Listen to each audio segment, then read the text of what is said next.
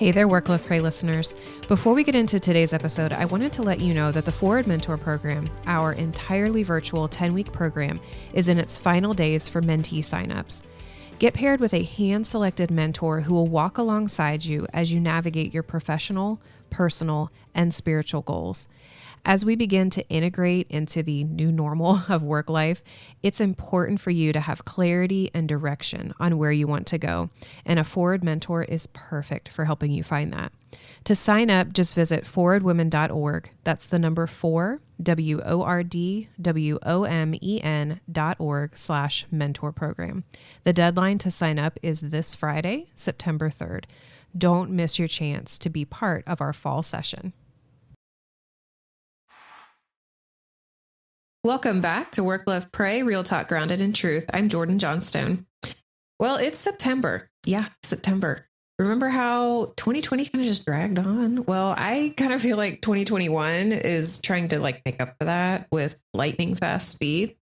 And, coming out of a year like 2020 and trying to get back, on the right foot as far as life goes, it's probably resulted in a huge imbalance in your wellness levels. I mean, I know it has for me. And, you might hear wellness and immediately think of, I don't know, doctors or vitamins or maybe a Peloton ride or something like that. But wellness is about way more than that. Wellness is something that, like many other things in each of our lives, we've had to redefine. And, or maybe like me, you need to actually define it for yourself for the first time. Well, joining me today to kick off this month's discussion on whole self wellness is Dr. Mollie Bond. And if that name sounds familiar, Mollie was actually on the podcast way back in season 1, which feels like it was longer ago than it actually was. She is the Director of Development Operations for Lutheran Community Services Northwest and also serves on the board of Providence Heights, which is a second phase step for women on the brink of becoming homeless. Mollie is also about to release a devotional called Hopelessly Hopeful During Separation, 28 Daily Devotionals of Hope for Those Experiencing Marital Separation, which speaks words of hope with no judgment on what someone in that life situation decides to do next. So on a quest to find whole self-wellness, there will be times where tough, life-altering decisions will need to be made in the name of giving yourself better quality of life. So if you're interested in learning how to get down to business with whole self-wellness, keep listening. So Mollie, I am so glad that you're able to be here with us today. Thank you. I'm excited to be with you too. Good. When you hear the word wellness, what first comes to mind? Well, I know that I'm a doctor, but my doctorate degree is actually in nonprofit leadership. So it's going to sound a little bit odd at first, but give me a minute to explain. So when I'm thinking of wellness, I'm thinking of holiness and wholeness. Wellness is not just physical, but it's mental and spiritual, which means to me, by honoring ourselves, our whole body, mind, and soul, we're setting ourselves apart for what God has planned for us, which is really a type of holiness. I agree. So do you feel like you do a good job of prioritizing your well-being? And if you do, please share. And if you don't, what do you think is hindering you? Oh my goodness, gosh, if I could only answer yes to your first question. Same. It seems like there's always one way to be whole, and well, right? Mm-hmm. I find what's hindering me the most is time management. Anybody else raising their hand in the car right now? Both. Exactly.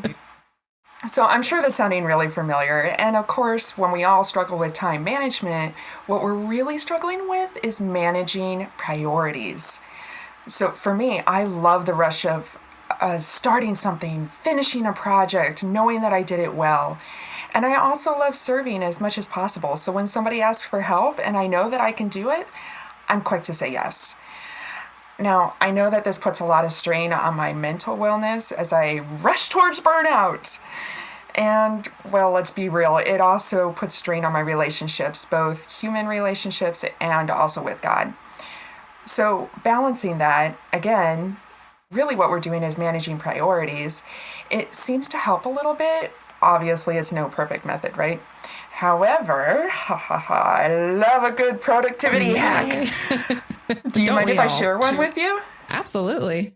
Okay, so each year I focus on one word, just like how Forward's word of the year is redefine. And I talk more about that in the member insiders, but I don't think everybody has access to that may hear this podcast. Is that right, Jordan? That is right. Yes. So if you are a member insider, you actually get a bonus question, which we will have linked right underneath the audio file for this one on the episode page. So if you would like to hear Mollie's answer to that question, then you better sign up, and you can find information about that on our website, and we'll link it in the show notes as well. Great. So that's where you're going to be able to hear more about the word of the year, redefine. For me this year in 2021, my word is consistency. So what that means is that in my wellness pursuits, I stay consistent as possible, because just like John Maxwell says, consistency compounds. Now, I'm no superwoman, but I have a regular routine that keeps me on track toward wellness. So each morning I spend time with the Lord, then I have some personal development time with like a video or a book or something like that. That's usually also my breakfast time. I exercise, I write, and then I work on any classwork. So just about each one of those is 30 minutes, which means I'm up really early. That alarm is set for 4:44 every morning. Oh, you got me beat by like 15 minutes. I tried to do 5. Well, let's be real. I also turn off that alarm on Sundays. So yeah. So look, this doesn't work for everybody, especially with those with younger kids. But for me, consistency works in my pursuit of wellness. Now, I've also been learning a lot about habits from a book called The Power of Habits. Fabulous book. Go get it. So habits are a cue, an action, and a reward. If you have all three of those things, then you're going to start to form some habits. So these days, I'm scouting my days for habits that support my well-being. There's also a thing called a keystone habit, and that seems to be the one habit that unlocks the rest. So if I start my day with God, that's my keystone habit. The rest just tends to kind of fall into place, and then I'm more consistent in my days. But man, when I miss that time, I am snippy, I'm prickly, nobody likes me, and the rest of my habits that keep me well kind of fall away. So when I think about consistency and trying to do that well, I also think about my habits. When you start to work on yourself, I mean, inevitably, like I mentioned before, you're going to come to a crossroads where you're going to need to make tough decisions in the name of achieving whole self wellness. And I'm curious, have you ever gotten to that point in your life? Yeah, absolutely. I think that harkens back to some of what we were talking about earlier, like how we all wish we could do it all at the same time, all the same ways, all at once. Yeah, that'd be nice. That would be nice. But to be honest, I've been thinking a lot about this idea of when do you have to make a tough decision in achieving whole self-wellness? Because as you mentioned in the beginning, I'm releasing a book later this month filled with stories of women who notice that their marital relationships are starting to go sour. And I think most of us learn a lot about ourselves when we're alone, and especially in that pressure cooker of emotions during separation. Now, however, it can be a place of health if you take the time to spend evaluating your contributions to the separation and what you're going to do to change those habits and reactions. Now, if you're not separated, you're not off the hook. Getting time to do something out of the ordinary can teach us a lot about ourselves. So, like, maybe a retreat can reveal some unhealthy patterns and habits, or a vacation can show us what we've really been prioritizing. I just came back from vacation, and that's what I learned. Now, at the same time, getting away can be inconvenient, uncomfortable. That inbox when I came back from vacation, need I say more, right? No. But at the same time, that vacation was so healthy to achieve wellness. So I think getting away for a little bit And making that tough call and that tough decision can help us understand our self-wellness better. Mm. So it sounds like relationships play a big role in whole self-wellness, which I think, we probably all thought that, but it's such a big part of our lives. And some of those relationships may be very close and intimate, but might also be something that's hindering our well-being, whether we want to admit it or not. And so you just mentioned that you're releasing a book, which I think is a perfect partner for someone who is about to walk a very difficult path in their life. So you talked about it a little bit, but, share a little bit more about, why you wrote it and, what people can expect from it.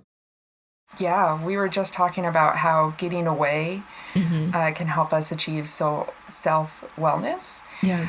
But it's because of relationships that we need to get away, right? Yeah. So let me share more about the book. Thanks for asking. Yeah. It's a 28-day devotional for people who are separated from their spouse. And what makes this book different is that it neither says that divorce or reconciliation is the next best step and this is how you do it. It really is just a hand to hold for about a month that says, man, this sucks. But keep looking to Jesus and you're going to find hope in the midst of that chaos. Now, I purposely made this devotions 28 days so that it's a month, just long enough to build a habit, but not long enough so that there's anticipation that separation be this really long process. The book is called Hopelessly Hopeful During Separation, and it's available for pre-orders on Amazon starting on September 28th. That's when it releases, but you can always do your pre-orders before then. There you go. I'll be in LA the weekend beforehand. I'll be in Chicago the week of October 11th, and then I'll be back home in Washington State after that. So if you want to talk a little bit more about it or how to seek the God of comfort and hope while you're separated from your spouse, I'd love to hear your story. What was the inspiration for the book? Like, was there something that happened, or is this just something that God put on your heart?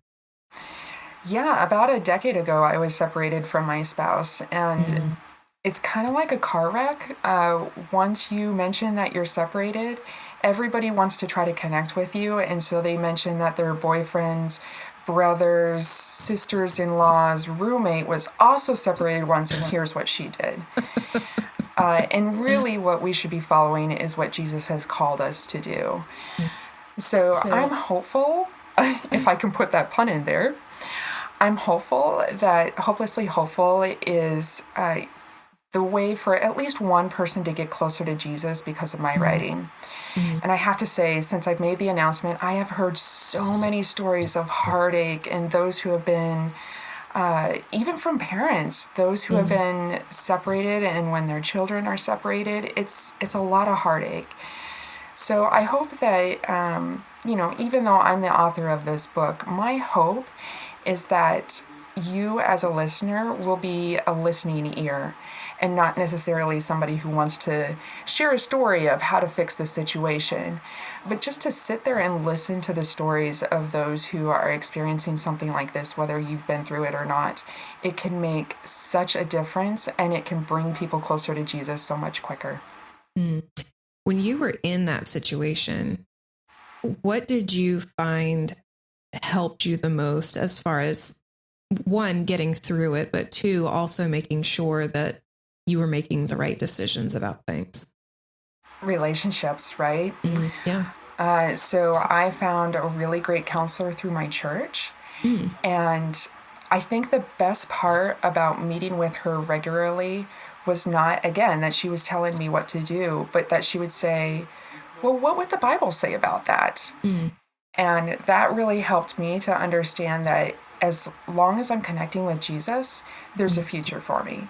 But the minute that I tried to listen to all those other voices and I pulled away from understanding what the Bible was saying and how could I apply that directly to my life, because it is a living book, that was when things started to get a little bit more rocky and it wasn't such a great situation anymore. It's not easy to go through for anybody, but sticking close to Jesus is the best way to get through it. What is your biggest hope for your book? You are such a great punny person. I heard it as I said it. Well, of course, I have many hopes for Hopelessly Hopeful, but it's going to sound very familiar. If somebody is getting closer to Jesus and just has a moment in their day to stop and say, I'm going to work on my self-wellness, and the best way for me to do that is to stick closely with Jesus, and this book is helping me do that, then awesome sauce, 2 thumbs up, I've done my job. Well, as we close, I have started doing this and I love it because it's always just so interesting to hear everybody's different perspectives and pieces of advice. But I would love to hear from you. If you could only say one thing to a woman in the workplace today, what would it be? Great question. I think I would tell people to be hopeful. Surprise. Surprise! Whether wellness is a focus or at this point, it's just a wish, centering your hope on Jesus means that you have chosen the best path forward, and there's no better way to live life. Before you go, I wanted to invite you to please join us in supporting women in the workplace during Forward's Giving Week, September 20th through the 24th. This month, Forward turns 10, and we begin a new decade of ministry to women in the workplace in which we plan to empower 10 million women to integrate faith and work so they can become the world changers God intends them to be. If you'd like to support our mission and help us begin our journey to reach those 10 million women or more, you can donate by texting GIVE21 to 95577, or you can give through our website, forwardwomen.org. We hope you can help support the work of inviting every Forward woman to be part of what God is going to do in the next 10 years. Thanks so much for joining me for this conversation with Mollie. For more information about today's episode, just go to forwardwomen.org/Mollie. That's the number 4WORDWOMEN.org/MOLLIE. If you enjoyed today's episode, be sure to subscribe to Work, Love, Pray on your favorite listening platform and leave us a review. Your review will help people discover Work, Love, Pray, so your feedback is greatly appreciated.